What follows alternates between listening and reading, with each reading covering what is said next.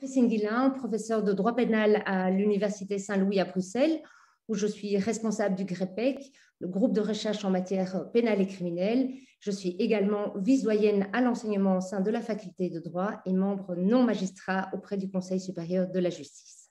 Au sein du GREPEC, nous menons plusieurs recherches financées notamment par la Commission européenne en partenariat avec des universités étrangères sur les alternatives à l'emprisonnement, sur la confiscation pénale, sur les repentis, ce qu'on appelle les collaborateurs de justice. Nous avons aussi des recherches qui sont financées par Belspo, dont une qui vient de se clôturer sur les attitudes des jeunes en matière d'usage non médical de médicaments. Et enfin, on dirige des thèses de doctorat, notamment sur l'euthanasie ou encore sur l'exécution des peines privatives de liberté. J'ai obtenu un financement PER pour mener une recherche sur les sanctions administratives communales dans le cadre de la COVID-19.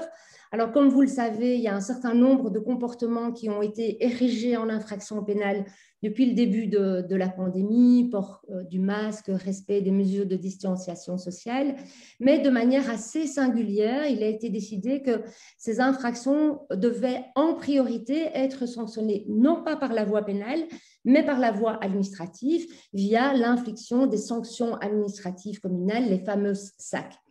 À titre d'exemple, on a déjà pu relever que la majorité des infractions Covid étaient au sein du système pénal, traitées via le mécanisme de la transaction pénale, et ça représente ici 65% du traitement des infractions Covid, là où ce mécanisme représente en temps normal pour l'ensemble des infractions pénales moins de 10% de l'ensemble des infractions qui sont traitées par les parquets.